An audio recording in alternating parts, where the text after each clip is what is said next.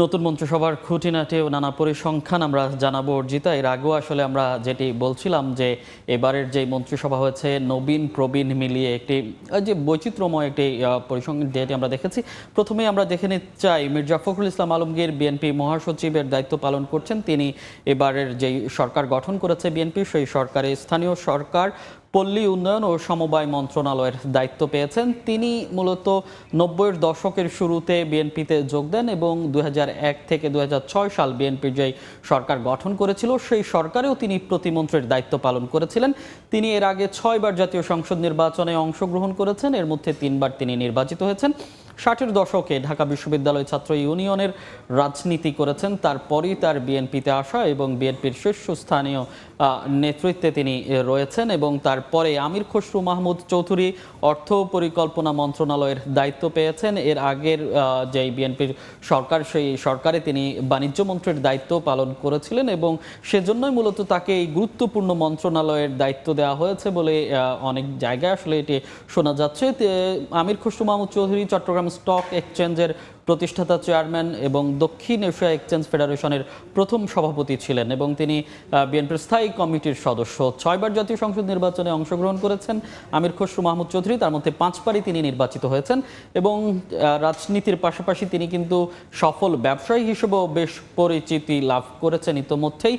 সালাউদ্দিন আহমদ স্বরাষ্ট্র মন্ত্রণালয়ের দায়িত্ব পেয়েছেন, বেশ গুরুত্বপূর্ণ একটি মন্ত্রণালয় এবং বিএনপিরও সামনের সারির নেতা তিনি, স্থায়ী কমিটির সদস্য এবং সেই সঙ্গে বেশ আলোচিত নেতাও বলা চলে। তিনি রাজনীতিতে আসার আগে বিসিএস প্রশাসন ক্যাডারে কর্মরত ছিলেন এবং ১৯৯১ সালে বেগম খালেদা জিয়ার এপিএস হিসেবে দায়িত্ব পালন করেছেন। তার এই এপিএস এর মাধ্যমে কিন্তু তার যে রাজনীতি, বিএনপির রাজনীতিতে আসা এবং বিএনপির যুগ্ম মহাসচিব এবং সাংগঠনিক সম্পাদকের দায়িত্ব কিন্তু পালন করেছেন সালাউদ্দিন আহমেদ এবং এর আগের সরকারে সাবেক যোগাযোগ প্রতিমন্ত্রী হিসেবে দায়িত্ব পালন করেছিলেন সালাউদ্দিন আহমেদ। এরপরে আরও একজন মন্ত্রীর তথ্য যদি দেখতে চাই, আসাদুল হাবিব দুলু, তিনি দুর্যোগ ব্যবস্থাপনা ও ত্রাণ মন্ত্রণালয়ের দায়িত্ব পেয়েছেন। আসাদুল হাবিব দুলু দিনাজপুর ৩ আসন থেকে, লালমনিরহাট ৩ আসন থেকে তিনি নির্বাচিত হয়েছেন এবং তিনি তিস্তা নদী রক্ষা যে আন্দোলন, সেই আন্দোলনে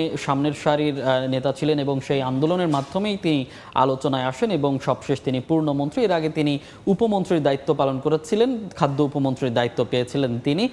তারপরেই আসলে যদি দেখতে চাই, তারপরেই আছেন মেজর হাফিজ উদ্দিন আহমেদ বীর বিক্রম, মুক্তিযুদ্ধ বিষয়ক মন্ত্রণালয়। তিনি বিএনপির সামনের সারির নেতৃত্ব দিয়েছেন এবং বিভিন্ন সময় যে আন্দোলন সংগ্রাম, বিশেষ করে গত ১৭ বছর যে আন্দোলন সংগ্রামগুলো হয়েছে সেখানেও তিনি সামনের সারিতেই ছিলেন, আমরা দেখেছি এবং তিনি বিএনপির ভাইস চেয়ারম্যানের দায়িত্ব পালন করছেন।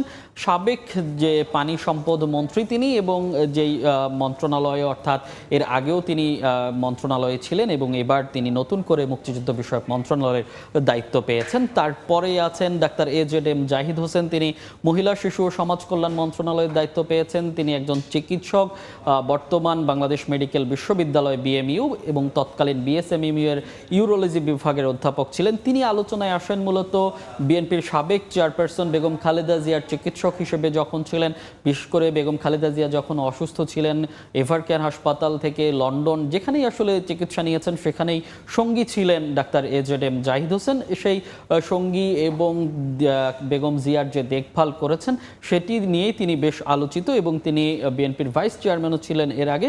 এবারই প্রথম তিনি সংসদ সদস্য নির্বাচিত হয়েছেন। এরপর আব্দুল আওয়াল মিন্টু ফেনী থেকে নির্বাচন করেছেন। তিনি পরিবেশ, বন ও জলবায়ু পরিবর্তন মন্ত্রণালয়ের দায়িত্ব পেয়েছেন, বিএনপির ভাইস চেয়ারম্যানের দায়িত্ব পালন করছেন এবং এর বাইরে তার পরিচয়, তিনি একজন ব্যবসায়ী এবং মাল্টিমোড গ্রুপের প্রতিষ্ঠাতা চেয়ারম্যান হিসেবেও তার বেশ পরিচিত রয়েছে।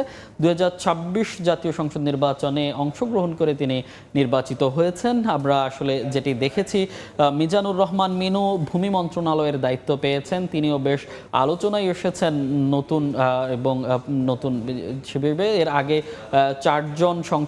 4বার সংসদীয় নির্বাচনে অংশগ্রহণ করে 2বার নির্বাচিত হয়েছেন। রাজশাহী সিটি কর্পোরেশনের মেয়রের দায়িত্ব কিন্তু তিনি পালন করেছেন। এরপর আরেকজন মন্ত্রীর তথ্য যদি দেখতে চাই, তিনি অ্যাডভোকেট নিতাই রায় চৌধুরী সংস্কৃতি বিষয়ক মন্ত্রণালয়ের দায়িত্ব পেয়েছেন। তার বাইরে তিনি একজন আইনজীবী, জ্যেষ্ঠ আইনজীবীর দায়িত্ব পালন করছেন। বিএনপির ভাইস চেয়ারম্যান হিসেবেও দায়িত্ব পালন করছেন এবং বিএনপির ধর্ম বিষয়ক সম্পাদক ছিলেন। সাবেক যুব ও ক্রীড়া প্রতিমন্ত্রীর দায়িত্ব পালন করেছেন নিতাই রায় চৌধুরী।